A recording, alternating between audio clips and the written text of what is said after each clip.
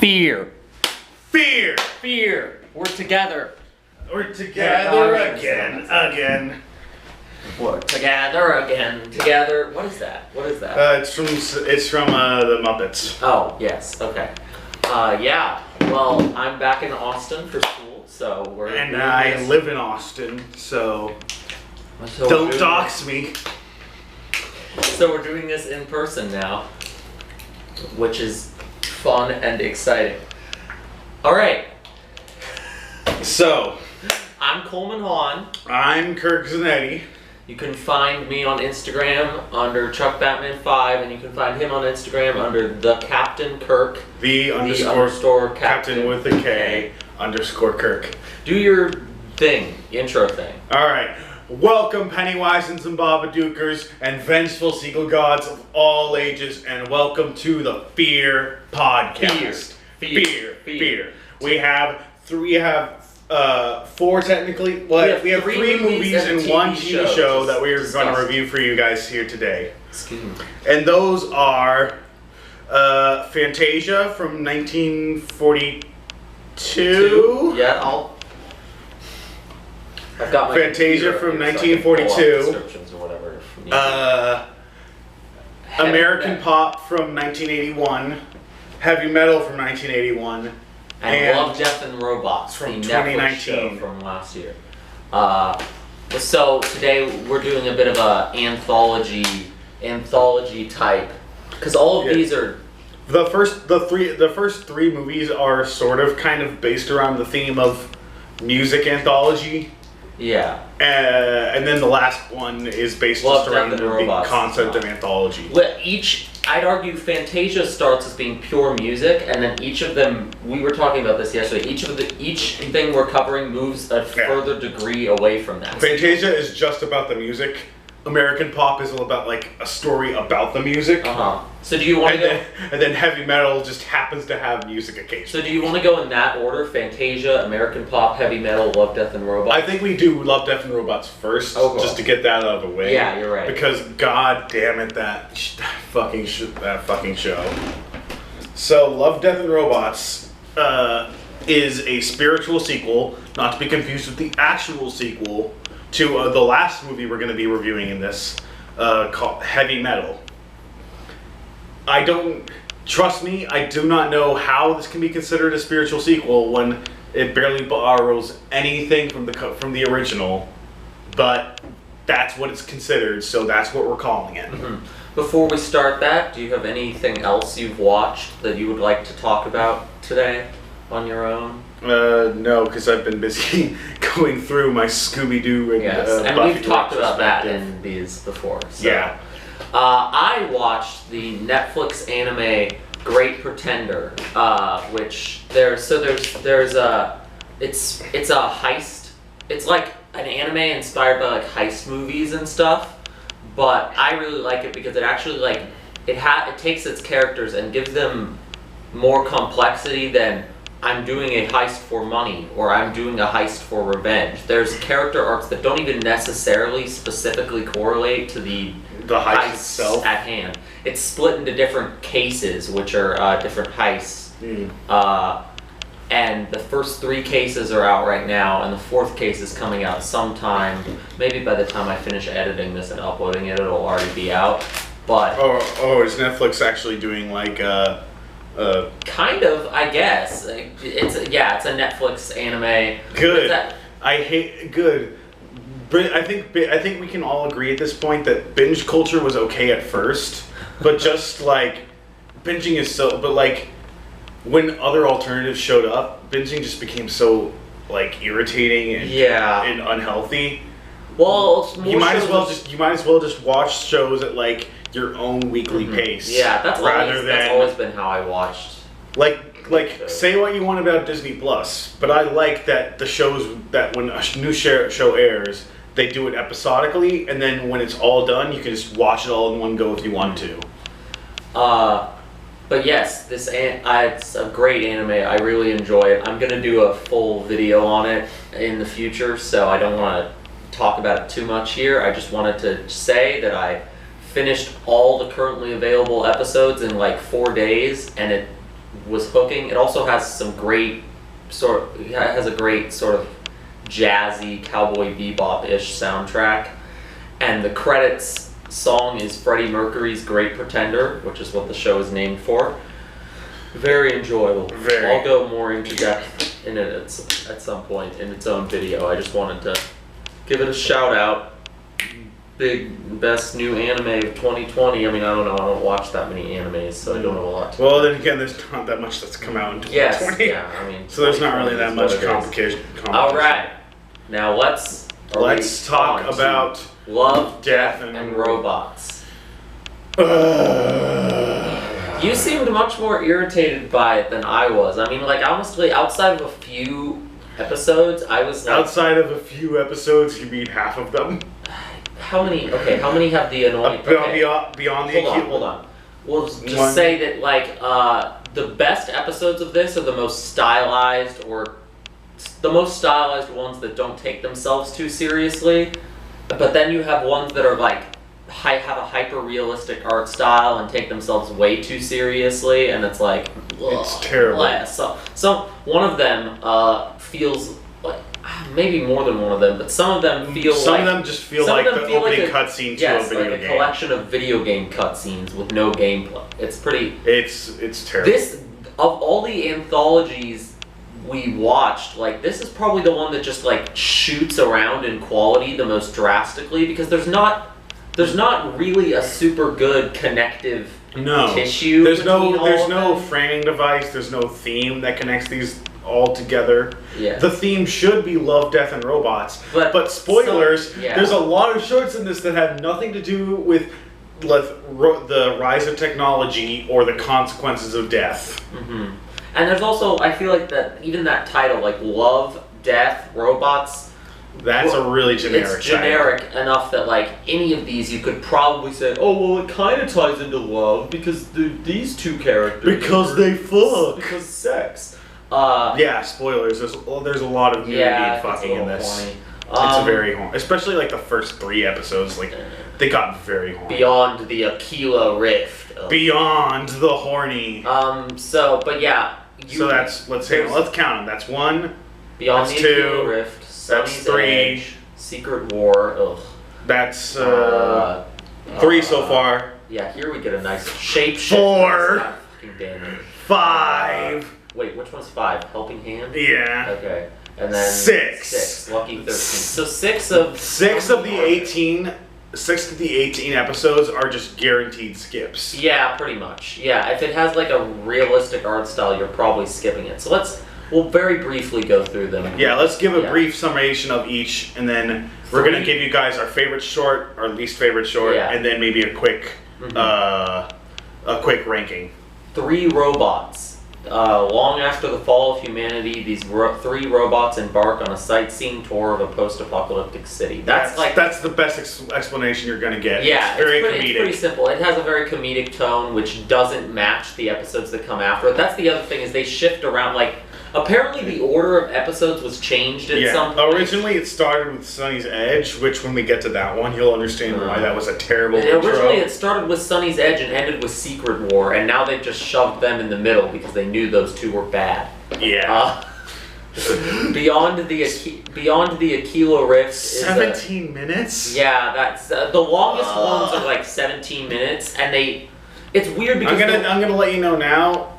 Any short that is over 15 minutes long, just assume is terrible. Yeah, I think... unless we tell you otherwise. I think Good Hunting is the only over 15 minutes one that is, like, alright. Yeah, but that has its own issues that we'll get into. That one has its own issues. That's one of the only ones that I think we're actually going to talk a lot about. Yeah, probably. Beyond the AQUILA rift, dumb thing where a spaceship crashes, or a crew awakens after traveling light years. It's Alien 3. Yeah, the captain, like, he meets this woman he thinks he knows, but it's actually like an alien monster. Whoa, twist. And they have sex, and it's like, hooray. That's the first horny episode. Beyond the horny. The only slightly redeeming thing about this is that it has a pretty good sense of horror. Yeah. But everything else about it, garbage. Ice Age. Ice Age was kind of fun. Ice Age was a fun one. But it felt so out of place compared to literally everything. The plot is a young couple moves into an apartment and finds a lost civilization inside their antique creatures. It's a very weird idea that I don't know if they like... I feel like... I don't know if they do as much with it as I'd like to. These two people, played by Mary Elizabeth Winstead and... Topher Grace. Topher Grace, yeah. These aren't animated characters of Mary Elizabeth Winstead and Topher Grace, by the way. They're the real actors. Yeah, for some reason, this short and only this short uses live action, which really makes you question why all the ultra-realistic ones... I mean, some of them had... Some of them kind of, would need to be animated. But it's like, some of, like, you probably could have filmed Shapeshifters, or you could have not made... Or you whatever. Or you could have just not made those 6 shorts. Yeah, exactly. But yeah, Ice Age. So that's real footage, and then basically inside their freezer, they watch like this civilization rise and then fall, and then that's pretty much that's pretty much the plot of it. And it's like it's a cool concept. A cool concept. They don't really do that much with it, so you're kind of just like, all right, cool. Then Sonnie's Edge in the underground world of beastie fights. Sonnie is unbeatable. As long as she keeps her edge. The edge is right. This is just edgelord really Pokemon. Edgy. They have the awkward scene in the beginning where this was my first cue that it was bad, was the awkward scene in the beginning where one of Sonnie's friends has to explain to the asshole rich guy her traumatic backstory so that we, the audience, know her traumatic backstory. Yeah. There's no reason to tell this asshole her traumatic backstory. And then later on, after the fight, after she has her edgelord Pokemon battle, Sonnie starts having sex with this the girl that was with the evil guy, a rich asshole, and then she tells the girl that just trigger warning real quick. Warning, I don't. This specific episode deals with sexual violence, and it does so pretty poorly. It turns out that Sonnie was gang raped, and I think she took revenge on her gang rapist. It's hard to tell because all of this story about her traumatic backstory is like, this is another 17-minute one. It's shoved into like awkward exposition. In the middle of having sex. Yeah, the weird problem with this show is that all the 17-minute episodes feel like they needed more time. But that more time would not have made them better. Yeah, like they feel like they needed at least half an hour, but also that nothing in that happened to them was worth watching half an hour of footage. Yeah, exactly. Oh yeah, and then in the end, the only part of this episode I kind of liked was in the end. There's a twist that like she's actually mind linked with like. Her brain, I didn't think that was a twist. I thought that was just how they fought. Yeah, I kind of thought so too. No, but okay, I think what they were saying here is she's like an android. Yeah, she's an android, and her real brain is somehow inside of her edgy Pokemon, and so then she gets killed by the girl that she was having sex with because like she reveals to actually be evil and working for the dude. So the rich dude and her are in there like, haha, we killed you, and then the beast kills them. Yeah. But even that bit's kind of underscored because it's accompanied by cheesy narration from Sonnie. And also we just had an explanation about how this character got violently gang raped, and it's like you can't really bounce back from that, you know? Yeah, it's just an awkward, like it's taking itself way too seriously and trying to do way too much seriously. The yogurt the next one is when the yogurt took over. Very funny, really cool concept. Short. Yeah, this is the perfect. This is the shortest one at 7 minutes. Basically, it's not the best one, but like compared to what we saw before and after this. Yeah, it's bookended on both ends by Sonnie's Edge and the Secret War. Which we're gonna get to the Secret War, but it might be the worst one. Yeah, the Secret. It's a race to the bottom with some of the other ones, but it's coming up the winner. When the yogurt took over, I watched it twice just because I was like, this was fun, and it's basically it's almost like a Twilight Zone-y the best of these use sort of Twilight Zone. The best of these feels like they come right out of the Twilight Zone. Basically, and it has a very like fun sort of almost like. I don't know how you describe the stylized art style. It feels very pop arty. Yeah, it's very pop arty. Basically, scientists breed sentient yogurt, and then the yogurt takes over. But I like that the yogurt's not necessarily like evil. No, it's just hyper intelligent. Yeah. It just does not have a regard for morality anymore, really. Yeah, and it's got some fun like commentary on humans and stuff. It's like fun, simple satire. After watching the first 4 episodes, this was easily the best so far on the list. Yeah, because at least it seemed to actually have something to say, but also didn't take itself too seriously. Now, The Secret War. As opposed to The Secret War. Another 17-minute stinker. Okay, I know there's a description on this, but I'm going to give you an even better description. The Red Army fight an unholy evil deep in the forest of Siberia. Okay, so do you guys know that video game, Metro Last Light?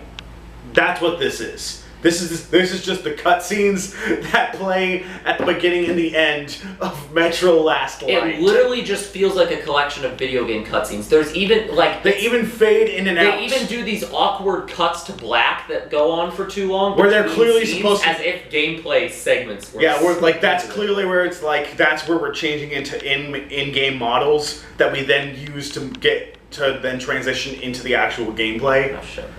You know, like how they always do that, where like they'll do a shot of a character's face, and then they'll swing the camera around to have it be at the character's back, and you know you're now playing gameplay because the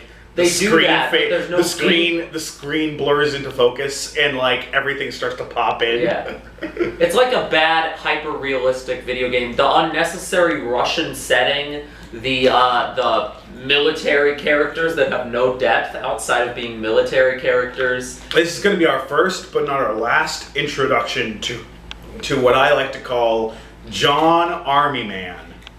John Army Man does an army. Fuck this short. Yes, this is the first short of several shorts that are like focused on army characters, and none of them are good. None of the Army Man ones are good. But this one may be my least favorite. I feel like it has it has the least going on. It literally is just a collection of video game cutscenes with no gameplay. And like I could go further in depth as to what doesn't work about the story, but I've already forgotten most of the story. So like let's just move on. Sucker of Souls. This was really good, but it felt like it was a failed TV pilot. Yeah, it was 13 minutes, and then it just kind of ended on a cliffhanger. It was the only one that left me going, I want to see like a sequel to this one in their next anthology. This one feels like kind of like Castlevania. Yeah, in style, I related it to Castlevania meets Atlantis: The Lost Empire. Really, yeah. Because you've got this team of mercenaries going into like this lost, their personalities reminded me a lot of like the crew that is assembled in Atlantis. I'm supposed to be the Atlantis stan here, and here you are making the Atlantis Well, the thing references. was, I watched it this summer, and now I'm an Atlantis stan too. If you guys don't know this yet, you need to watch and stan Atlantis. Atlantis: The Lost Empire, the Disney movie from what, 2002? 2000. 2000? The year 2000. Oh, that's funny. It came out the same year as Emperor's New Groove. It's got some. Or maybe it was the year 2000. It's got some very impressive visuals for 2000. Yeah. Anyway, Sucker of Souls. It's basically these mercenaries going on a dig, and they run into Dracula. Yeah. And so then they're fighting Dracula, and there's a little thing of like Dracula being scared of cats, so they're using cats. Yeah, which is a But again, it doesn't fully get explored because it feels like a TV pilot for it feels like they're pitching ideas to like corporate suits that are like, this is what we're going to explore in the show. Even the beginning of the episode starts with one mercenary and scientist man running from Dracula, and you don't see it. It's just a dark entity, and it's implied that there were more, and then it cuts back in time to where they had more characters with them. But the weird thing is, by the end of the episode, you don't reach that point that the episode started at. Yeah, so it's kind of implied that like most of them end up dying. Yeah, it really feels like there's more to it that it just isn't in the thing. And the episode ends with them being surrounded by an army of Draculas. An army of vampires, basically. Yeah. So that was a good one. Good one, but like it felt like it needed more. That's definitely in my top 5. But that's not hard when 6 of them suck. So when 6 of them just outright suck ass, and a lot of the other ones are pretty mediocre. So now we have The Witness, which this is my favorite. Your favorite, my second favorite. After this description is not, so I'm not gonna. Basically, a woman sees a murder, and so she's fleeing from the killer. But there's a weird element where there's like this really surreal sort of animation style where it's not quite realistic and not quite. It's really it's like stylized realism. Yeah, it's the only one. It's the only one that uses a semi-realistic art style that I think actually uses it well, because it's almost kind of like a more realistic art style Into the Spider-Verse. Right. Yeah. Where this is very like surreal, hyper-color, futuristic city that she's running through, and like they use a lot of shots that look like they could be live action and almost like make your brain think it's footage, but then the animation like adds to the surrealism of it, whereas if it were live action it wouldn't. So it's like, it's very good at establishing tone, and the setup of it is very, I almost don't want to spoil it. I don't want to spoil it. There's a really good twist. But there's a good twist at the end that is very Twilight Zone. This is definitely, like, I normally don't have a problem with spoils, but this is definitely a short that works best when you go into it blind. So yeah, I would just recommend, you guys watch this short. Specifically, don't watch the whole show. Do not watch the whole show, but just watch The Witness and go in as blind as you can. Honestly, at the end, we can probably just make a list of shorts that we think are worth watching. Yeah, and then shorts that only watch those shorts. And just watch those. So this is, I think, Sucker of Souls to The Dump is probably the best stretch. Yeah. You go 5 episodes without having a bad one. Yeah, you go 5 episodes without an absolute stinker. So we have Suits, which is 18 minutes. That's the longest which is weird, it doesn't feel like the longest. It doesn't feel like the longest one, but it does feel longer than it needs to be. It does feel longer than it needs to be. There's at least 2 scenes where characters make like heroic sacrifices, and you really only needed one.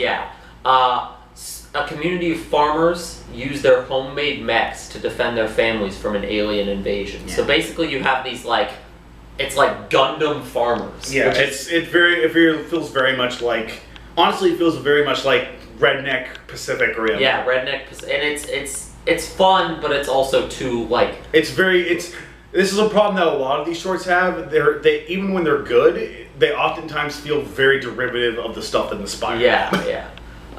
So that was that. There's not that much to say about that one. No. Good Hunting, 17 minutes. I'd say this is the one that we're probably going to talk about the most. Yeah, because this one has a very complex plot. Basically, this one feels. This one for like 2/3 of this runtime, this one feels like it's going to be terrible and only saved by its art direction. And then we get the last third. This one has a beautiful anime, almost Ghibli-esque art style to it. Yeah, it's very beautiful. It's like someone took the Avatar art style, but took it to the next level. Mm-hmm. It's really beautiful. This one, I was saying, feels like it was an idea for a movie, and then they had to shrink it down to 17 minutes, because every sort of every sequence is split up. Every scene almost is split up by a narration from the main character. Really, the main character should be the female. It really should be.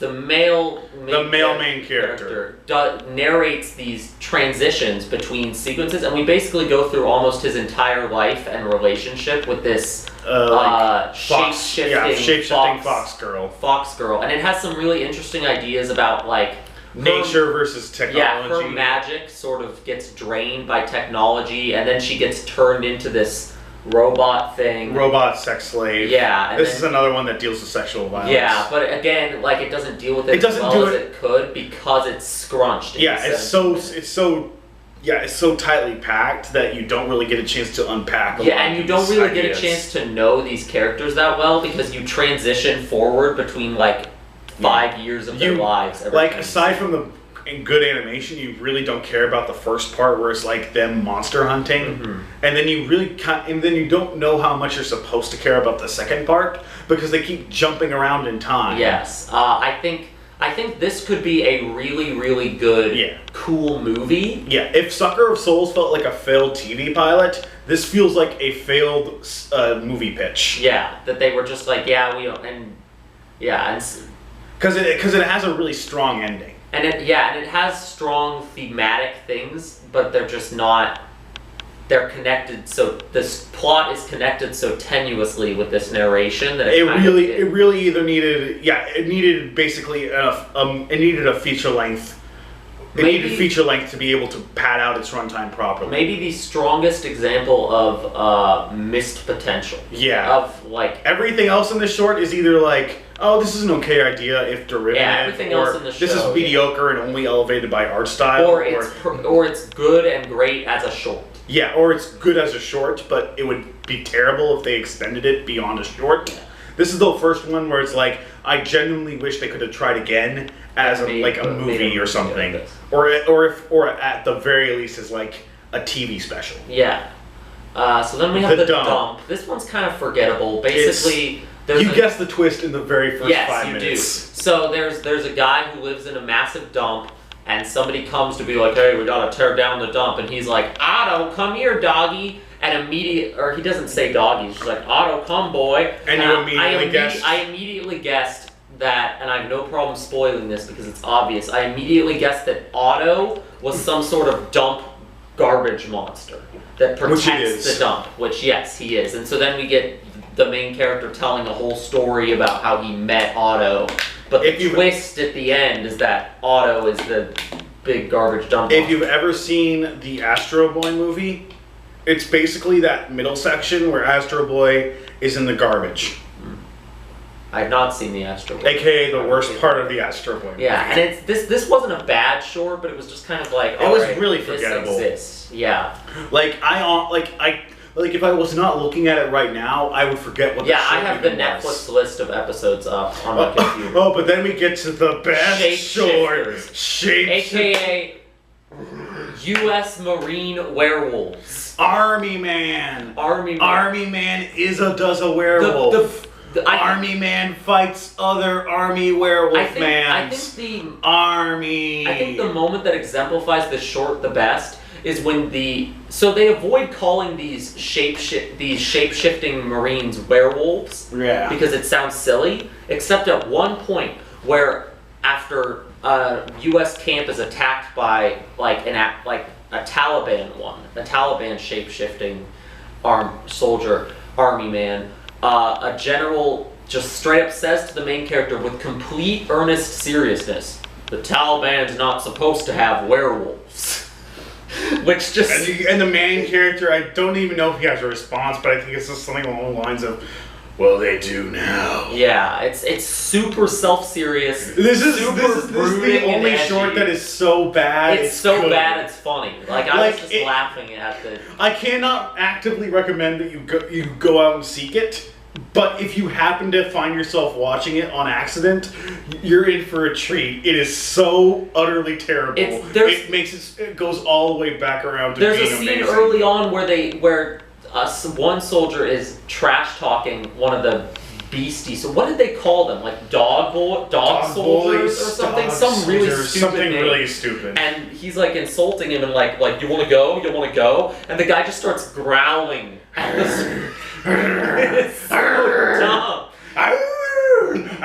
Oh yeah, and then of course the episode, there's also this like camaraderie thing where the two beastie soldiers, there's definitely some homosexual undertones there between the two of them, but even that's like, you just don't care about them. There's such planks of wood that you can't, I legitimately didn't even read into that subtext. They have the same facial expressions all the time. Yeah. They have the same facial expressions as when one of them dies, as when they're like, on Army Man mission doing the army. Yeah, and of course this is another one with like a hyper-realistic art style. 16 fucking minutes. Jesus. Yeah. If they're over 15 minutes... If they're over 15 minutes, that generally is a rule that they wasted their time. Yeah.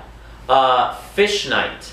That's a really stupid name. Yeah. This has the best animation of them all, but like probably the weakest story of them. Yeah, basically, I could read this description. After their car breaks down in the desert, two salesmen, who are a father and son, take a dreamlike voyage to the dawn of time. That's where they were going? I thought they were just imagining they were seeing fishes. Well, they weren't imagining it, because in the end, spoilers, the son dies being eaten by a ghost shark. So basically, they're out in the desert, and the dad's like, a long time ago, this was all ocean. And then they fall asleep in their car because their car broke down, which I said in the description.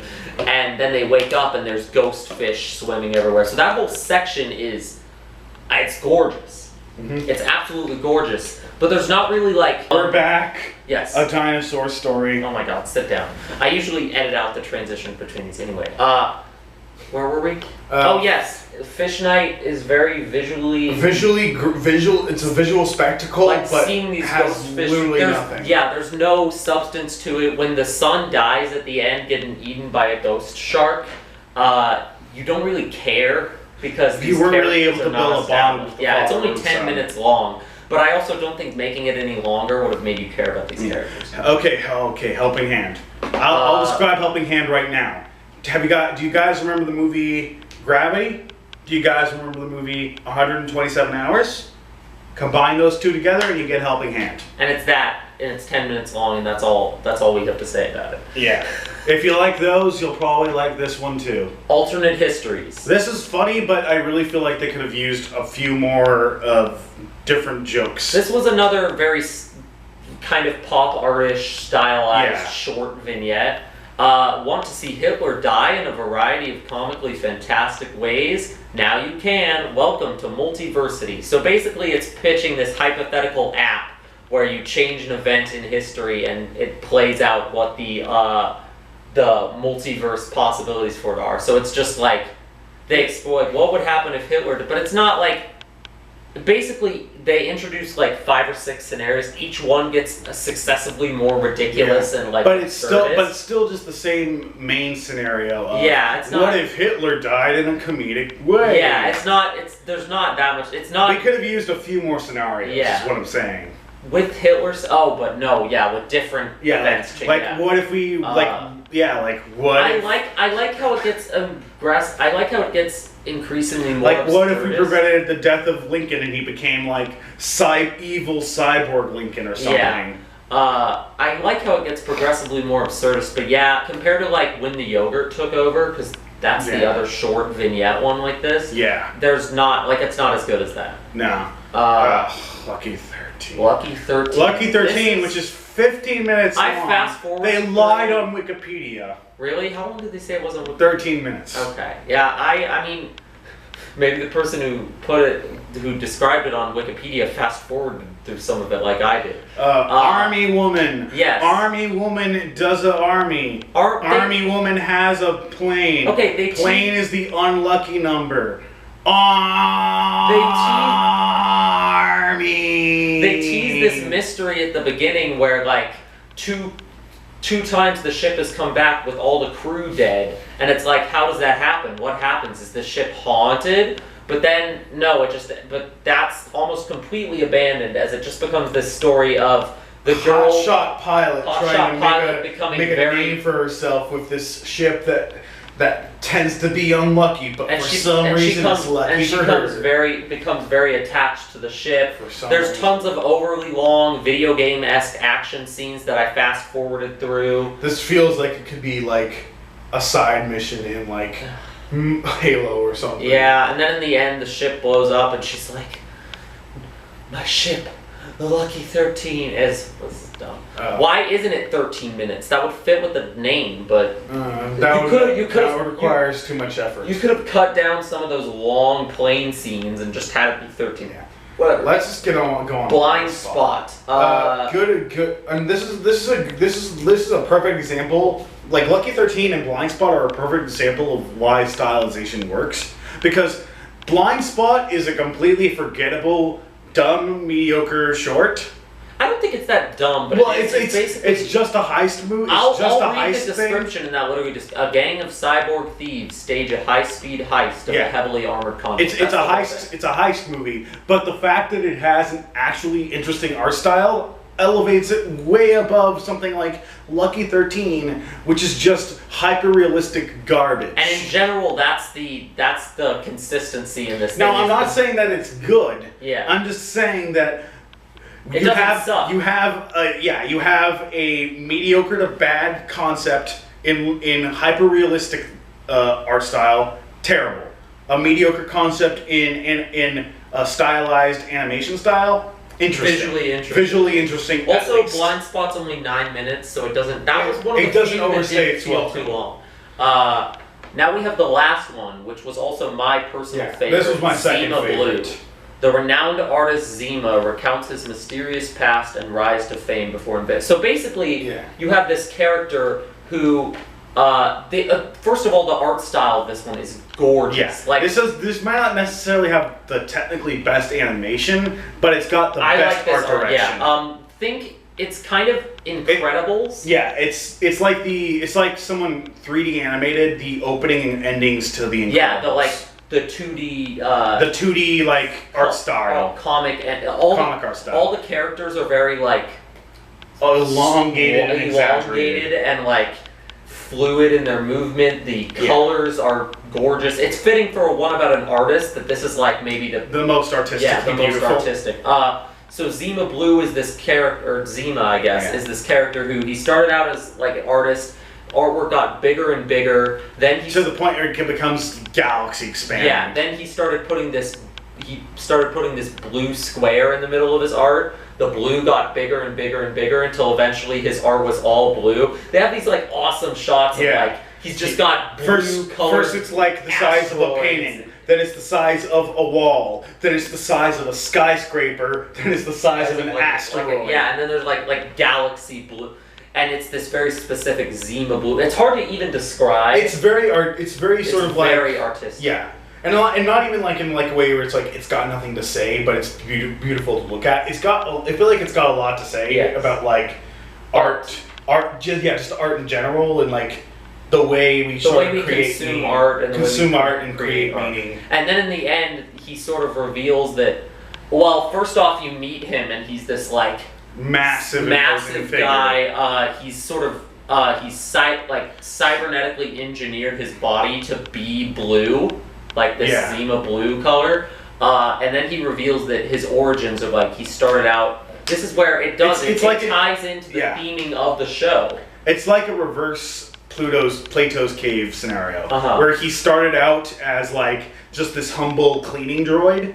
And he gained more and more intelligence over time, to the point where he now views intelligence as a burden. And so the end of the short is reverting back. His final artistic expression is he dives into the same pool that he once originally cleaned and sheds his cybernetic body and becomes the pool cleaner once again. So it's an interesting the cycle of life for a machine, what it means to be a machine. It actually fits with the theme of robots. It's one of the only shorts that actually deals with the topic of love, death, and /or robots. And unlike most of these others where we have some sort of asterisk like, well, it needed a little more time, or well, it needed less time. Or this is really good, but it almost feels like it belongs in an entirely different show. This is the perfect length. It matches with the theming of the show. It has a beautiful art style. I would say this one is my favorite because the Witness is number 2 for me. Yeah. But it does have a weird bit in the middle. The weird sex stuff. There's a weird horny bit in the middle that like it could have been done without. This is like this is the only one that I'm like there's nothing that I didn't. So like let's I guess give like maybe our top 5. Which ones are worth watching? So for me it goes The Witness, Zima Blue. Let's see. I liked Sucker of Souls. Yeah. Scroll up. Yogurt.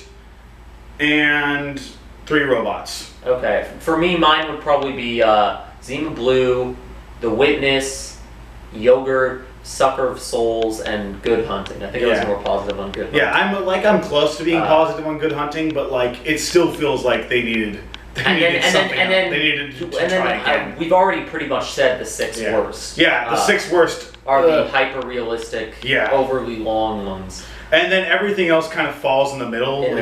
For me, it goes like, it'd probably go like Good Hunting, Suits, Fish Night. There's too many alternate histories. It basically goes most artistic to least artistic. This would probably be better if it was, how many episodes are there? 18? Cut it in half. This would be better if it was like 13 max. Yeah. 13 Lucky max. 13. Oh my god. 13 max, Lucky 13. And the last one's Lucky 13, Cursed.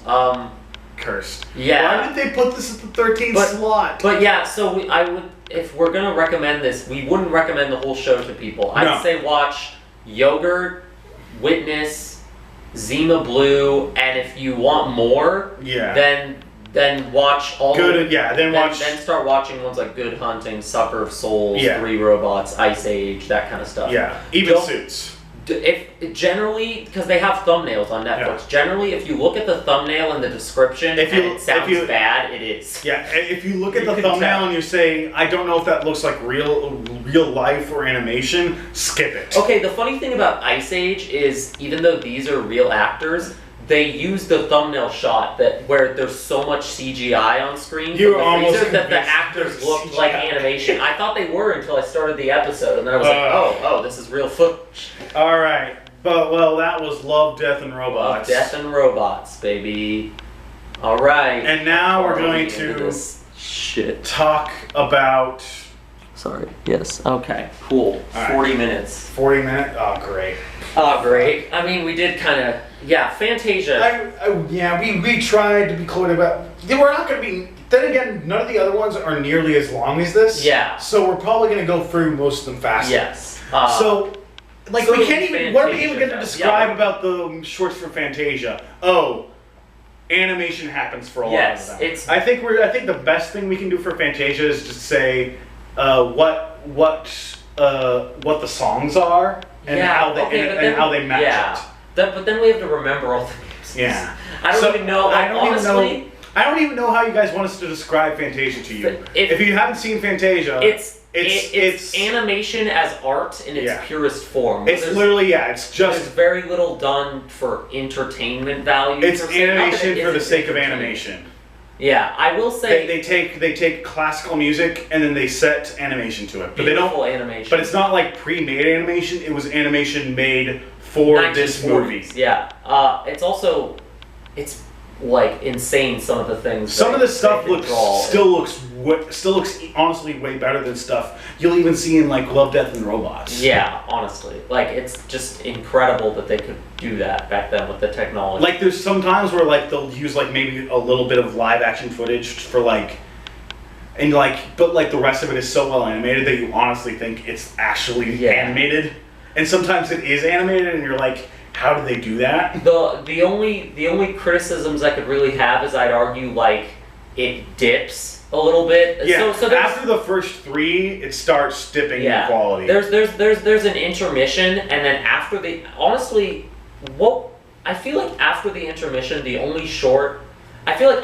intermission, I wasn't really that big on any of the shorts. Except I was still down on them, but only because like I liked the music and I liked the animation, so it was kind of appealing to me. It was making me sleepy, that second half of the movie, especially because this is a great movie to fall asleep. There's like, was the first short after the intermission the dinosaur one? No, the dinosaur was the one that led into the intermission. Oh, okay, well I think that was where it slows down in the middle, because like the dinosaur one is cool and you can tell it inspired a lot of Land Before Time. Yeah, a lot of dinosaur stuff designs took are so similar. inspiration from this. But they also it's also trying to be like the birth of the world. Yeah, so that part was really boring. The first minute is just zooming in from our galaxy to Earth, and it's like, of course, it's visually stunning. It's visually stunning, but in terms of what is actually happening. Stimulating my brain right now, and I'm falling asleep because I was already tired.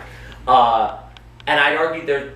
And then you have some like the one with the creepy centaurs. Pastoral Symphony. Yeah, that one was okay, except so many of the humanoid creatures in that looked absolutely terrifying. The centaurs, the male centaurs, because they called the female one Centaur X, which is stupid. But I've never heard anyone gender centaurs before. It honestly felt a little uncomfortable.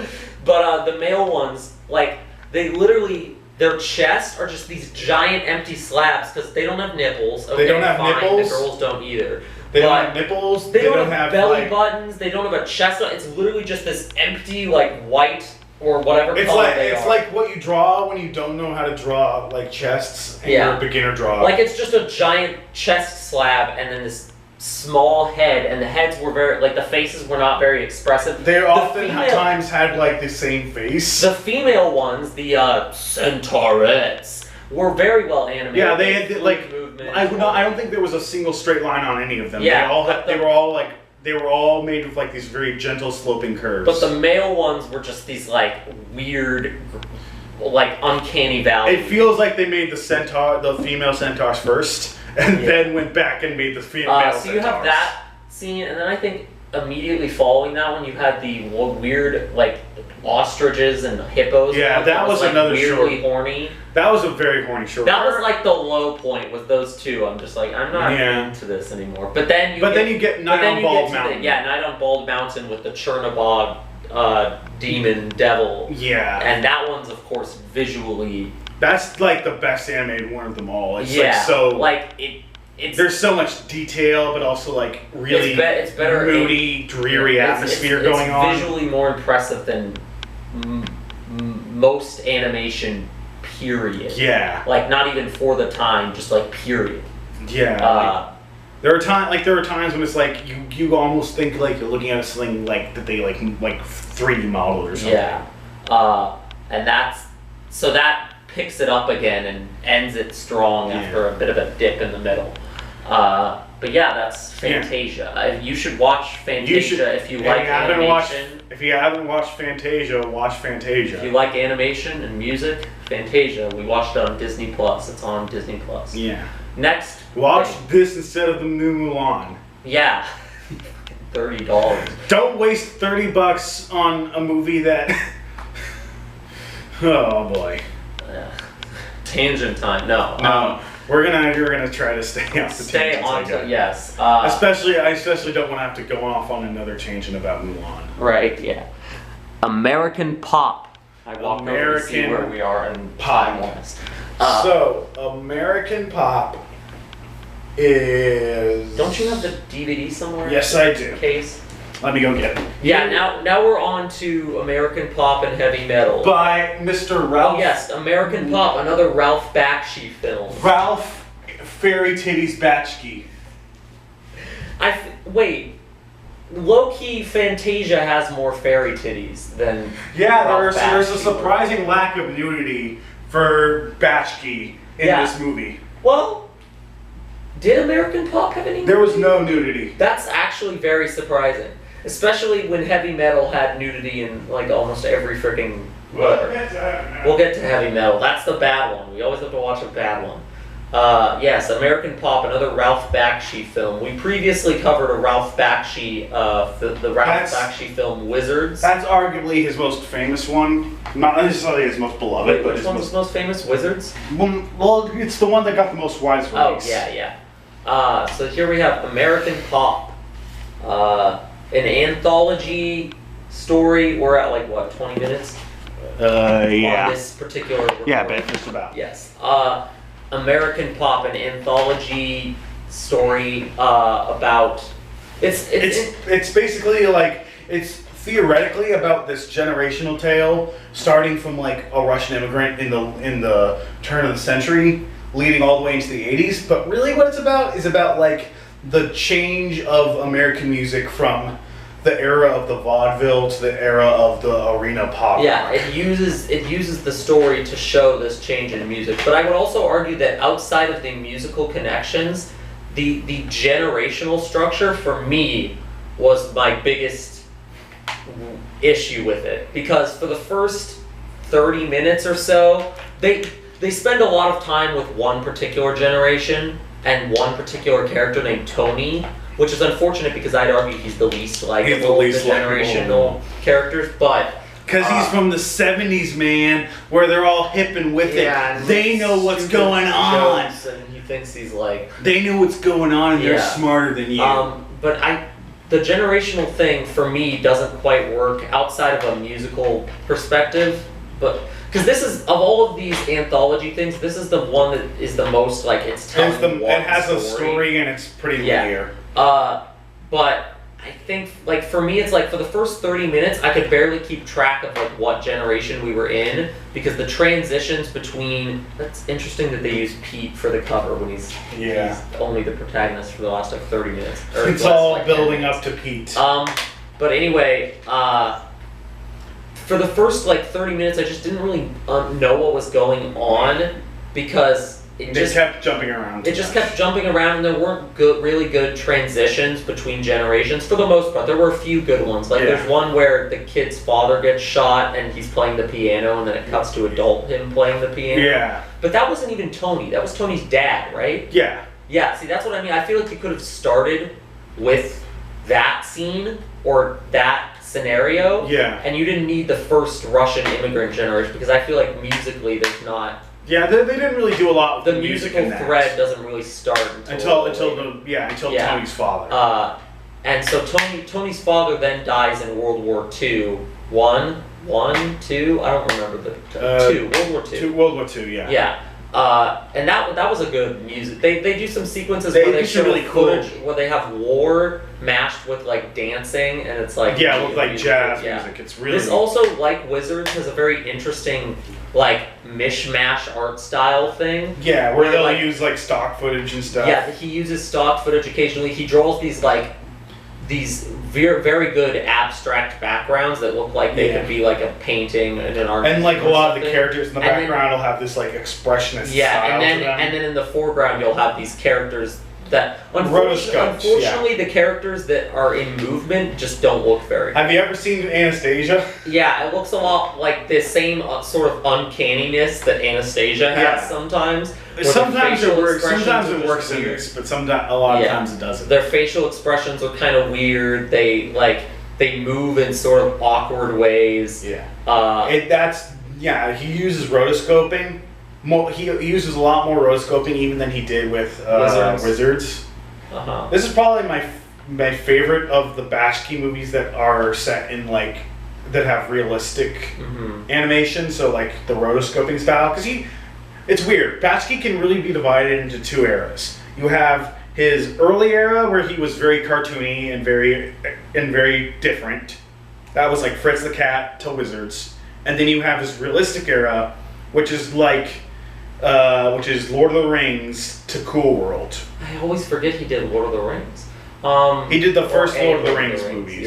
Lord of the Rings animated. Not the Peter Jackson one, the animated one that nobody remembers. Ralph Bakshi and Peter Jackson. That would be a Kirk. Oh god, if they collab, Meet the Feebles, but with big fairy titties, man. Okay. Anyway, so once the movie started to like focus in a little bit, it focused in on this one character, Tony. I was more into it, although it still has the problem where Tony is just not. He's an ass. He's a complete ass. He thinks he's clever. He's cleverer than he is. He thinks he's like soulful and clever, but he's just kind of an asshole.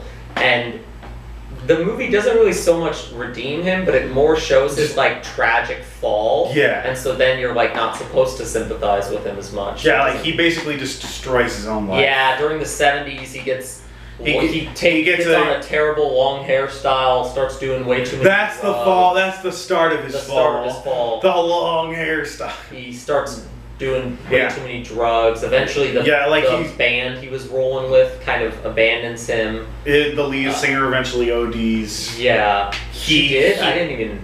I'm assuming she ODs. He has like a panic attack when he meets Little Pete. Yeah, the guy on the cover. Yeah, the guy on the cover. Because it turns out he's Tony's son that he had like years ago. Is that what when he first ran away from home? I think that's what they were trying to imply. Yeah, okay, so... He's got the blonde hair of the mother, but his blue eyes. So what happens is they're in Kansas, and... which is where he runs away from home early on in his story, and he ends up in Kansas for a little bit, which...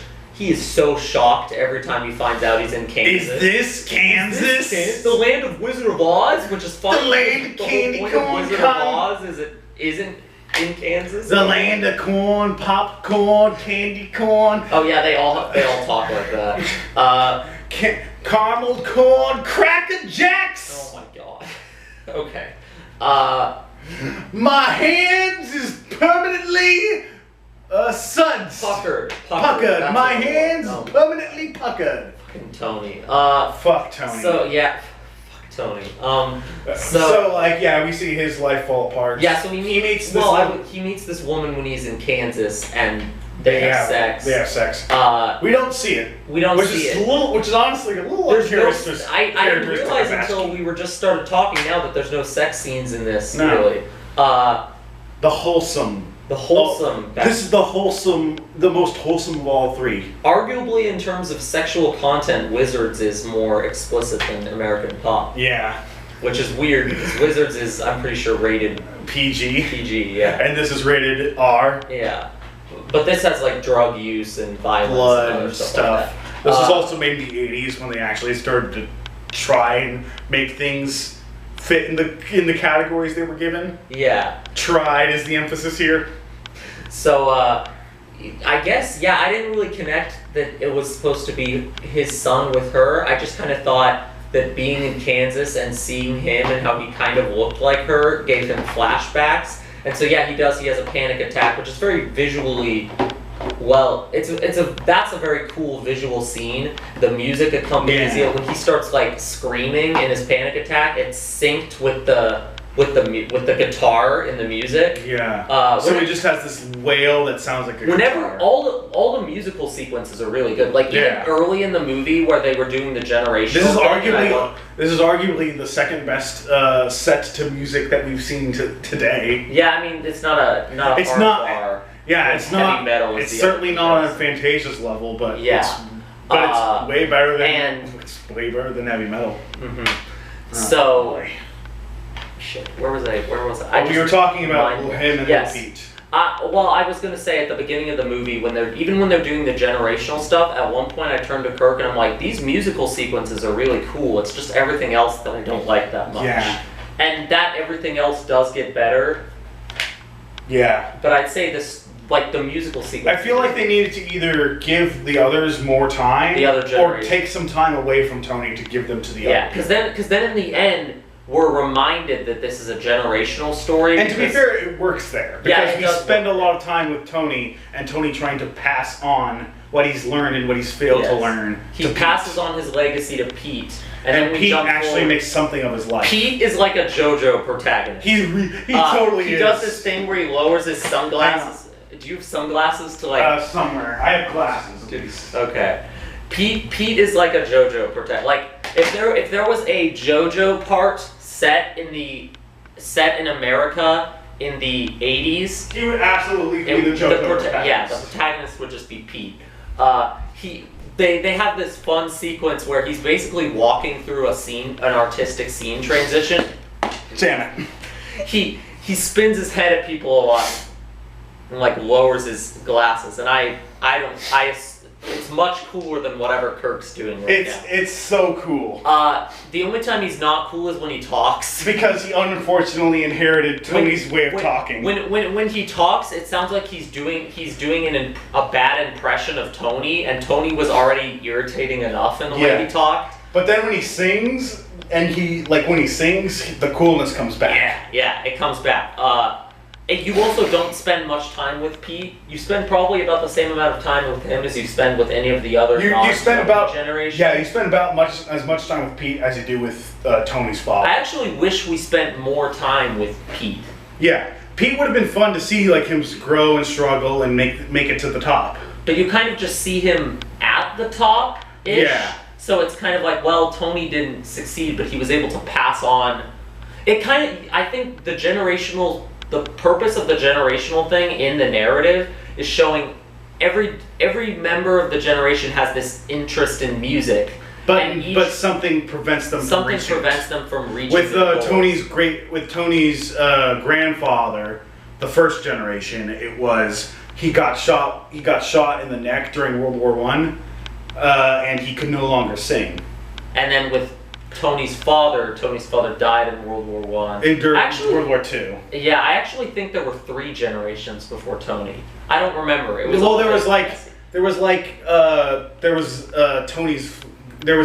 Tony's grandfather's mother and father who sort of sacrificed themselves to get Tony to get, I think it was Zammy to America. Again, the whole section before Tony is introduced feels rushed.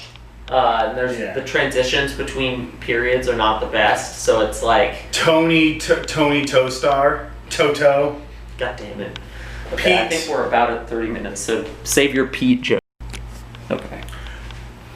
Pete Perskowitz. Pete Pepe. Pepe. Yeah. Benny Benningson. Bebe. Damn it. They don't have unifying last names, but No, they they have don't. unifying. But they have unifying. No, they don't. I'm just joking. But they are JoJo's. They are. Pete especially is Jojo Joseph. Strong energy. JoJo, very Joseph Joestar. It's funny though that they use him on the cover art when he's like the He's last 10 minutes or where he becomes Max. the protagonist. Yeah, Max. But he does also have like the funnest bit of his introduction because they're like they do a musical transition, but then he goes into the musical transition. And he's doing the sunglasses pose and like spinning at people, doing all. It's these, such a JoJo thing to do, It's where it's such a like JoJo. you have this pre-established thing that like exists out of the universe, and then the JoJo goes into the out of universe thing. Yeah, and then also just like the weird abstract presentation. That's one of the best bits of the movie. Yeah. So yeah, there's a lot to like about this movie. This is probably like, I would say this is like one of Ralph Bakshi's more frustrating works because there's clearly a lot of good there, but he either needed more time or just a second draft. Wizards was the same thing too. I think that's just kind of that's Bakshi's style. Yeah, I'm starting to think that's just Bakshi, and especially for me, it's like he throws 1,000 ideas at the wall and whatever sticks he uses. And I'm starting to think between this and Wizards that Bakshi films usually don't start as why are you just holding that up? Because I can. And I'm starting to think that Bakshi films just don't start as well as they end. Yeah. Yeah, that's pretty fair. Because Wizards and this both started with kind of rushed. They actually, it's interesting. I can't really think of an ending. Frisk the Cat is the only one that I don't think has a very good ending. Mm-hmm.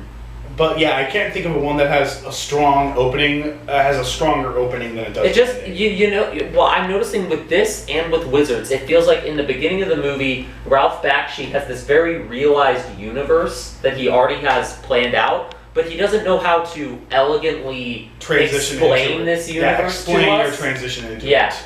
So he just kind of throws it in, and you have to pick the pieces together for the first half hour, 15 minutes, and then once things start to come together and a story starts to take focus, then you're more interested. This stuff it's definitely the type of thing that you need to watch multiple times. Yeah, I think I would probably enjoy the first 30 minutes of this better, knowing where the story actually goes. Yeah. And being able to keep track of it a little bit. But that's American pop. We could talk about the individual songs, but aside from the fact that it's got a really killer lineup, what do you want to know about them? Yeah, I think they're important to the narrative, but they're not something that you're like, oh my god, did you see when they used that song? Yeah. I think we'll go into heavy metal, but before that, we should take a break for a little bit because I want to charge my camera, and also heavy metal we need to go into heavy metal. Heavy metal is one of the most brain rotting things I've ever watched. We need to go into heavy metal with a clear head. Yes, exactly. All right, heavy metal time. Heavy metal time. Heavy metal time. Heavy metal poggers. Heavy metal pog. Actually, this movie is very anti-pog. This movie does not approve of pogging. Yeah. Where do I even begin? Okay, so once upon a time, there was a magazine called Heavy Metal, and on at least one issue of the magazine, there was an image of a girl wearing a sling bikini with a sword, I think on the back of a dragon. Somewhere in the world, someone saw this image on the magazine. She's on the back of a dragon. Why didn't they put her on the back of a dragon in the movie? Someone saw that image and said, "Yo, man, that's some sick shit, bro. We should make a movie about this. You know, it'd be even better if we make 5 other shorts where a bunch of women show us their titties." Nah. Yeah, so this is an anthology movie. It's a music. It's an anthology movie. Yes, it's a about heavy metal. So it's where each movie we talk about gets one more degree removed from the Fantasia form of music anthology, because this is a music anthology, but it's also like has this weak framing device involving this evil orb entity called Lochnar, and it's also like, and it's also like a lot of the shorts aren't even about that, and they also the two best shorts have nothing to do with Lochnar. And the worst shorts all about Lochnar. Yeah. So first we have this admittedly cool sequence of a like rotoscoped car flying through space, coming out of a spaceship, and this is where Elon Musk got the idea of shooting a car into space. I'm almost positive. Elon Musk would be a heavy metal fan, wouldn't he? I just really think it's got a lot to say about society? Question mark. As you just see pictures of boobs flashing his head. So this car descends, and then the driver drives home, and he's an astronaut. And he comes into his house. He's like, "Look what I brought home," which is weird because what he brought home is the evil orb of Lochnar. Which, like, how did he even bring home if it kills him on touch? And why did he think this would be, like, it seemed like he was presenting as, like, a gift for his daughter or something. Maybe he just thought it was a cool green orb. Because, the entity has been shown to it does whatever it wants. It acts as a MacGuffin, essentially. Yeah. So maybe it was like, oh, it's just a pretty green orb, and he brought it home, and then only when he opened the box again did it awaken. So then it starts terrorizing the girl in the house, the daughter. It's like him, and it's like, I'm going to tell you stories of how everyone succumbs to my evil, but also the end of the film reveals that these stories are somehow also happening in real time. So I don't get it. But it's so the first story is about a taxi driver in New York, 2031, who falls into possession of Lochnar after getting involved. He gets involved with an attractive woman, and because he rescues... Okay, so we need to get this out of the way now.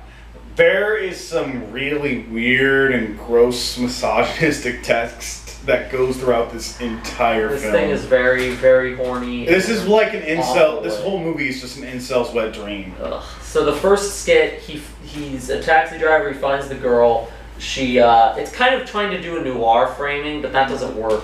It's got this narrator and like a sort of dystopian setting. He meets this girl, he picks her up because she's in danger and she's attractive. He takes her to his place where she can hide. And then they just start fucking for literally no reason. That is the weirdest scene because she's like, "Can I sleep with you?" And then she just takes off her clothes. Yes. And also, the animation in this whole movie is atrocious. Not just like awkward Ralph Bakshi, more like a Mad Magazine, like weird, like it's like a feature-length Mad Magazine skit with more nudity. So then I love how it's not even bad in concept; it's also bad in execution. Yes, it's bad all around. So they have sex, of course, and then she's like. She tells him to meet her somewhere, I don't know. And she's like, I want to give the orb back to this, I want to give the orb to this guy that's chasing me because I don't want to be chased anymore. So they give the orb to Guy for payment. Then they leave in the taxi cab. She's like, I'm going to take all the money for myself. And so the taxi driver kills her with his weird laser beam that which he could have used to solve all of his problems. Yeah, he could have just disintegrated the He gets held at gunpoint like twice. And he uses and he basically just uses the thing to solve all and then his narration is like, she's a little dumb, but she was pretty, and then it ends. So it's like, so you have this noir story where the story is main character meets woman who's on the run because of something she has. She gives up said thing to the guys chasing her. End of story. The only interesting thing about this short is that it takes place in the year 2031, and given our current state of the world, honestly, this is actually a pretty realistic post-apocalypse. This is the one of more, especially considering this came out in the 80s, like, Usually realistic when movies, it's barely even post-apocalypse. It's it's that weird middle ground of like pseudo post-apocalypse. It's like the world is fucked, but people are still living their lives. Yeah, almost like an idiocracy kind of post-apocalypse, where it's like not really full-on apocalyptic, but the world is stupid. But honestly, like considering, most movies when they set something 50 years ahead go for much more like everything has changed than this is. Like this could honestly almost have been set in the year 1980. Yeah. But yeah, that may be the one I have the least to say about because it's not good. It's not interesting. There's nothing to say about it. It's just that one was just boring. Okay, then we get to the offensively bad ones. Then we get to Den. Oh my god. So you got this little nerd. You got this nerdy guy. You have this little nerdy tweed incel fuck. And he finds the orb of Lochnar, and then it sucks him into this other planet. He gets isekai'd away. By the way, to another world. The teen's name is Dan, but the character that he turns into when he gets warped away is named Den. It's like this, like jacked, He-Man-esque, like super jacked black dude with like if this were live action, he'd be played by The Rock. Absolutely. And he gets teleported to this planet where they're performing a human sacrifice, on which this is of course a naked woman. And of course, the leader of the sacrifice is also another naked mostly naked woman. So he has a lot of tits. He rescues the. I almost said rapes. We'll get to. He doesn't rape. No. But he does. I mean, I don't know. So he's not that bad, but yes, he's not that bad, as opposed to that other character who had 37. We'll get to that. We'll get to that. So he rescues the female who's being sacrificed, and she's so grateful that she decides to fuck him. Yes. Which, awesome. And they literally do the like, I don't have any reward I can give you, but. Even though she's like an archaeology professor, like. Yes. Well, then they reveal that she's from Earth too. It's unclear. For some reason. It's unclear though. Is she in her actual Earth body? I don't know. Or did she get put into a different body? Is this a Jumanji scenario? Honestly, the nerdy teen in that body did specifically remind me of Jumanji. Like nerdy teen turns into. Imagine if Jumanji was like. Imagine if Jumanji had fully embraced that nerdist fantasy of being the hunk that all the women want to fuck. Yes. Yes, because and then they get captured by some guys, like, and then they meet Julius Caesar ripoff. Yes, and then the weird Julius Caesar ripoff, who honestly just sounded bored most of the time. Yeah. Then they end up. I don't remember how this goes because I was like, bleh. They end up at the Queen of the Realms place, and she's also naked. Fucks, she's also naked and also fucks him for no real reason. Yeah, she's just like because she wants to. And then it turns out that the Julius Caesar guy had stolen the Orb of Lochnar, because this one is also about the Orb of Lochnar. Each skit progressively gets less and less about the Orb of Lochnar.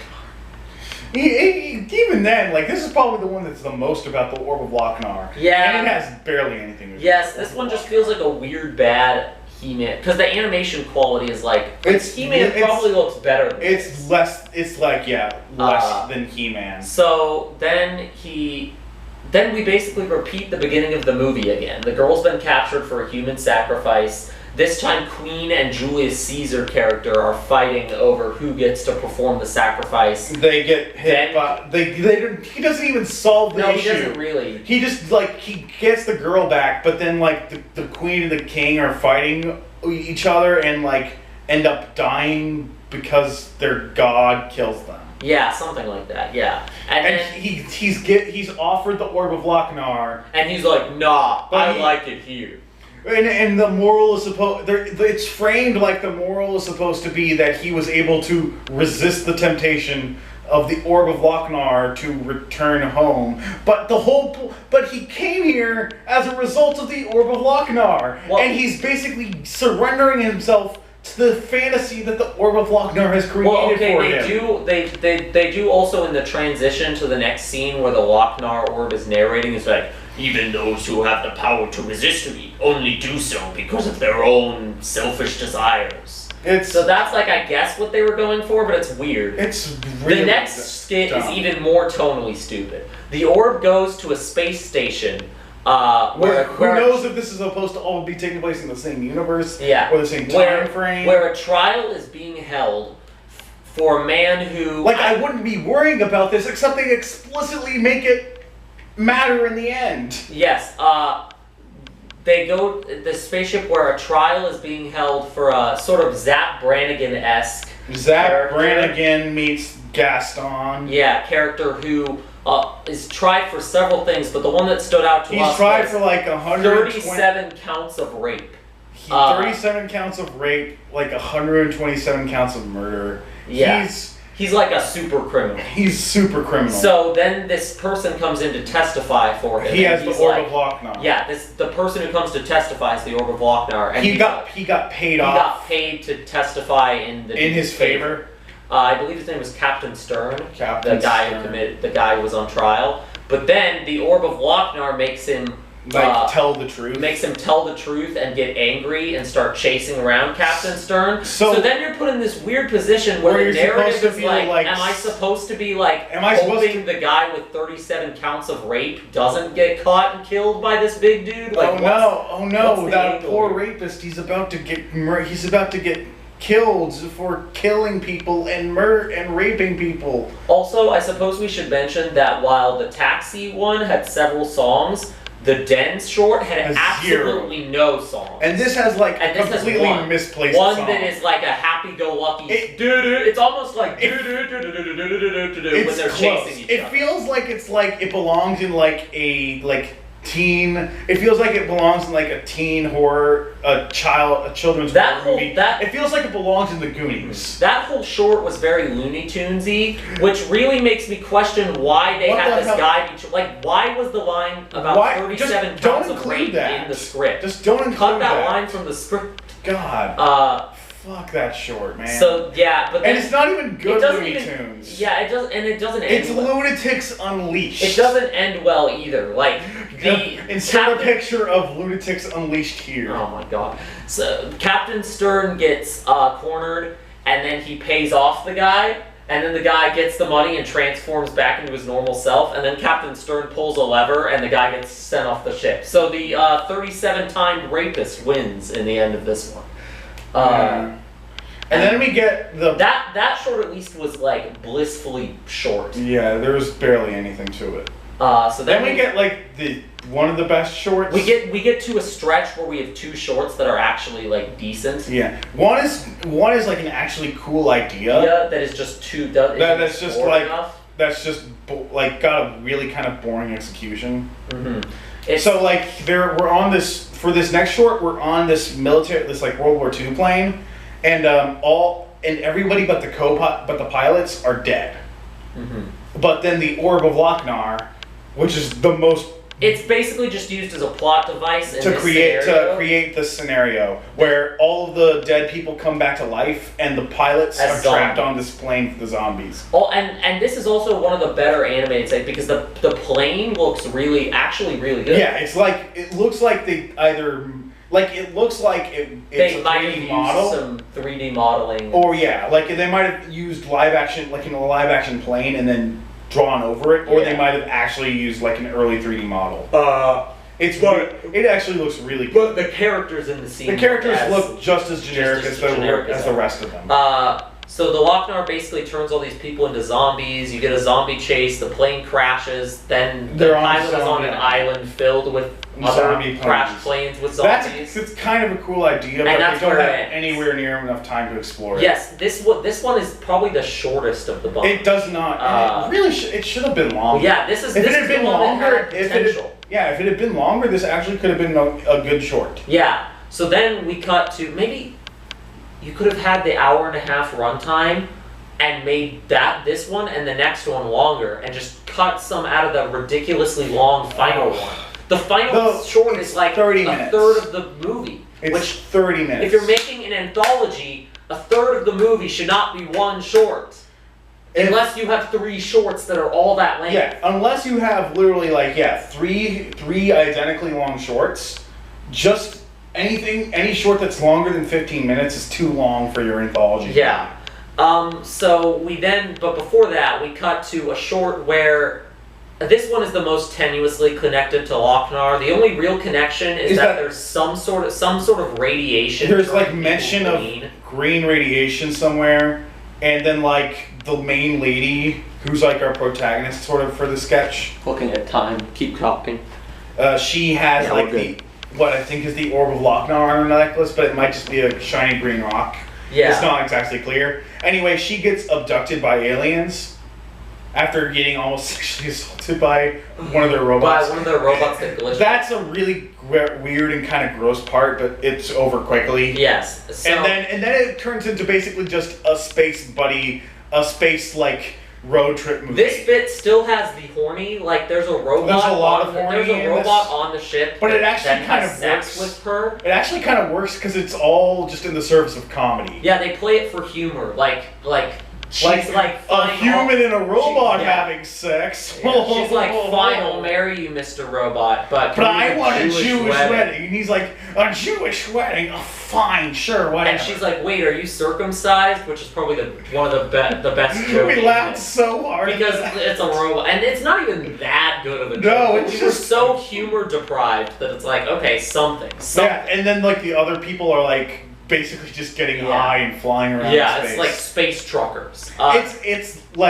It's just legitimately like funny and fun. Love, Death, and Robots, you said, was inspired by heavy metal. Yeah. I feel the only ways it took it, the 2 shorts like, it took inspiration from. From what I was able to tell, like the people who made heavy metal, like some of them went on to make Love, Death, and Robots. Well, I feel like the only ways in which Love, Death, and Robots actually takes inspiration from this is these 2 shorts in the middle, the one with the plane and this. One has an interesting concept, and one is just funny. Both feel like they could have been shorts in Love, Death, and Robots, and while they wouldn't have been the best shorts in the package, they would have been like somewhere in that middle. They certainly would have been better than those six goddamn fucking live action shorts. Or pseudo live action. Lion King 2019. Lion King 2019 live action shorts. But then this short, the one we're talking about right now with the space it just ends. It just ends. They get to this cool like techno planet. It's like and they do a big pan out shot of it. Yeah, it's like the Death Star, but like steampunk. And it's like, ooh, this is getting into this place looks cool. Then we cut back to Lochnar, and he's like, and now it's time for the next story. The final story. And then Kirk went to go to the bathroom or something. I came back and I paused it and realized there was 30 minutes left, and we were going to the final short, and I was filled with fear. Okay, this last short, I feel like we need to break down. Yes, this one is. We need to break down piece by piece because. Oh my god. Brain rotting garbage. This literally made our brains fall out of our heads. Yeah, I had to finish like an assignment for class afterward. It probably took me like a half hour to get my brain working to the point where I could like actually do anything. I had to go and watch YouTube videos to make myself feel smarter. At one point we were watching and I'm like, this is so boring, I actually want to do my homework. I offered to turn on the lights and turn off the movie so that he could do his homework. So we start out with a fun sequence of this like group of goblin raider warriors or whatever, rampaging a city to the tune of a Black Sabbath song. And that's one of the best uses of music. That's probably the best use of music in the film. Yeah. Which is kind of hilarious because it's just like a mob song. But even in this bit, I don't feel they use the Black Sabbath song for long enough. The moment is there and then it's gone. They should have played the whole thing. Yeah. When your short is 30 fucking minutes long, you have time to play the whole Black Sabbath song. Yeah. You could have cut out some of the ridiculously long sections of the female character getting dressed or flying across. Oh my god. So they get powered up by the Orb of Lochnar and become super mutants. Then the bad guys. They raid the town to the tune of mob rules. And then the rulers of the town are having a meeting. They're like praying for one of the descendants of Tarkin. Which is the warrior class that is supposed to protect them. It's just it's just He-Man and She-Ra. Our main character, who's the member of that clan, never actually really meets any of these leaders. She just later on takes out the leader. She's just slutty She-Ra. Yes. She doesn't have a single word of dialogue. She never says a single thing. She says not a goddamn The introduction word. to her is they spend like a minute or two of her just flying through these admittedly impressive-looking landscapes. Impressive-looking landscapes, that they but clearly so poured all goddamn the boring that I don't care. She's on this bird, then she lands. I think the scale was what was more impressive about it was the scale. There was one good shot in there where she's flying through like these bones. But even that shot got messed up because they somehow they fucked up the layer. They fucked up the layers, and so one of the bones like moves. Floats, has to float into place with the rest of the bones. So then she gets to this like temple. She lands. She's wearing a robe that covers her body. She immediately takes off the hood and is naked underneath, of course. And then she like because none of these shorts can introduce a female character without them having They have to be naked. The only female character who doesn't is the girl that Lochnar is. The girl in the but she's a minor. Daughter, but she's a minor. I think that's the only reason. And that doesn't even stop them because eventually that doesn't even stop them because in the end we'll get to it. We'll get to it. No, it's bad. So the main girl, what's her name? Tarna or something. She discount. They have like a freaking 5-minute long scene that's just her landing at this place, taking off her robe, diving into a pool, swimming across the pool to a statue of herself or her ancestor or whatever. Well, and of course, because it's a female statue, their legs are spread like a mile apart, and they have massive breasts. Going up to the statue, retrieving this like leather dominatrix bikini outfit, slowly putting every piece of it on, and then leaving. And this is like 5 minutes. And then we spend like another minute in the brain rotting. And then we spend another minute with her flying to another place in this book. Where she like goes to this bar and she like meets. I don't remember most of what happened there. Okay, so she flies to that she just doesn't talk. She flies to the main leader's headquarters. I thought she does that after the bar. No. She does the bar first, because that's where she finds out what happens. Well, okay, that's where we realize that even the action in this bit is slower than it needs to be. She moves in slow motion. There's these two guys who are harassing her, and she whacks one of them with her mug, but she doesn't really like swing. She goes, here, I'll recreate this. Oh! Like that. And then she pulls out her sword and it's a little bit faster, but it's like it's so slow. Like, and all the they're not actually moving in slow motion. No, they're just moving that slowly. I'm pretty sure the animators just couldn't animate the action bits any faster or something. It's bad because like every fight is like this, and it was the gunhead effect where I wanted to speed up the movie again. It's bad. It's somehow in the span of 30 minutes it managed to be as bad as Gunhead. And feel as long as Gunhead. Oh my god. So after that, she flies away again, and then she gets captured by the bad guys, and then they spend then they tie her up, and of course naked, of course. Of course. And so she spends like another 3 minutes just being a slave, sort of. Yeah, they like whip her. They don't really show it. They whip. It would be more interesting if they showed it, though. That would at least be something. Yes, I guess, but it would also feel more gross. I don't know. Like this movie doesn't already feel gross. Yeah. But with how literally every shot of Tarna, if it's not her breasts that are always in frame, it's her ass. So then. It's just, again, with the incel wet dream thing. Like, the Den story is what really made it clear, like, wow, this main character is literally a nerdy 18-year-old kid. There's at one point, two times in one day, and I'm only 18 years old. Yes, in the Den short, they have, like, the cheesy, nerdy kid narrating, and he's like, wow, I'm 18 years with nothing, and then 2 times in one day, and it's just awful. Awful. And this is just a continuation of that, like, horny nonsense. Like, this is just, like, jack-off material. It somehow makes short. Barbed Wire look progressive. When you're losing to Barbed Wire, you're morally subterranean. So then morally subterranean. I love that. So then somehow she ends up fighting the big bad guy. I don't care. She escapes somehow. She and the bad guy have a fight. It's the most.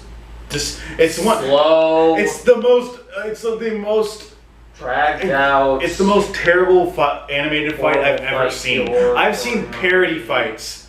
I've seen parody comedy fights that have better action than this action fight for adults.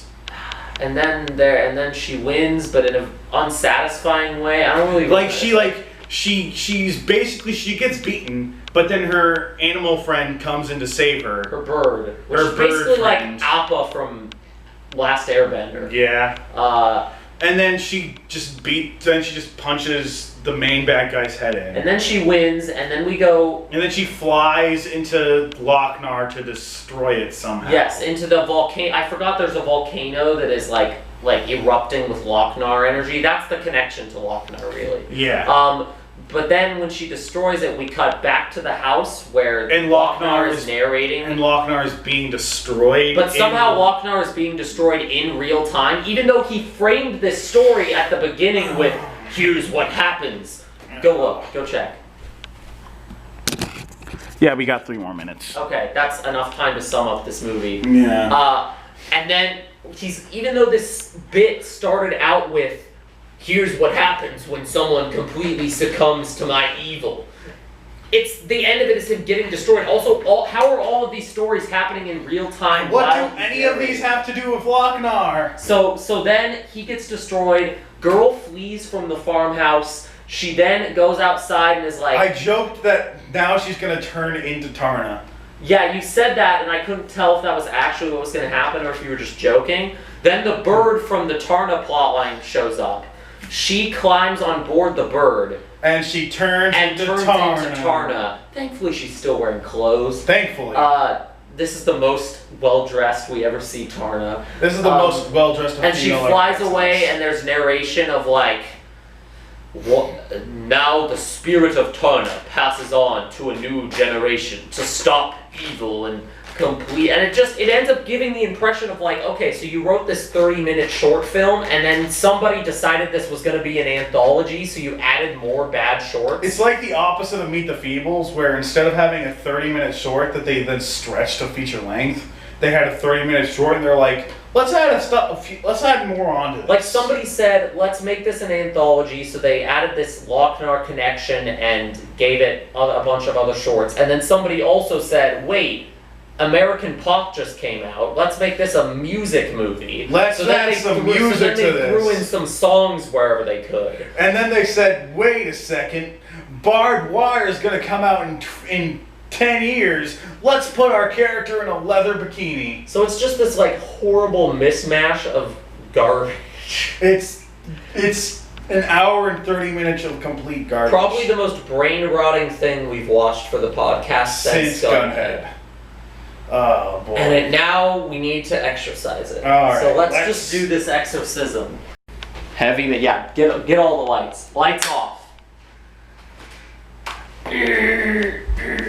What are you going to use to hit? Are you just going to hit the cat's disc again? Yes. The cat's case? Alright, are you ready? It's a stand-in for heavy metal, because we watched it on Prime Video. Are you ready? Yes, we are ready. Which, by the way, why does Prime Video have the subtitles show up like a half second after the dialogue is said? Fuck Amazon Prime Video. Why is the ADR so bad on Amazon Prime? Everything about Amazon Prime Video is bad. Okay. Alright, can they see? Here, just hold it. Let me angle. Oh, yes. Yeah, I'll hold it. Turn it around. This? Yes, so it's not clearly cats.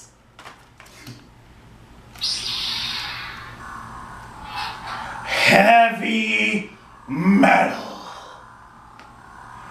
You despicable, disgusting pile of worms. crimes. You have cursed the world with your horny and your bigotry and your misogyny. And your bad animation and your boringness and your failure at Anthology, and it just list for like 10 minutes. What do you have to say for yourself for being a worse looking movie than Ralph Bakski's works? For being more progressive than a story where Pamela Anderson... You mean less progressive? Less progressive than a story where Pamela Anderson runs around as a dominatrix asking people not to call her doll.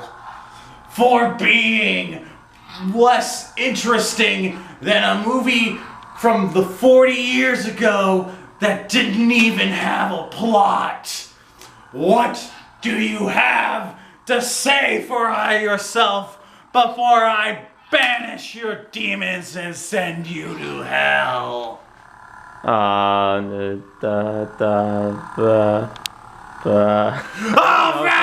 yeah, just kill it.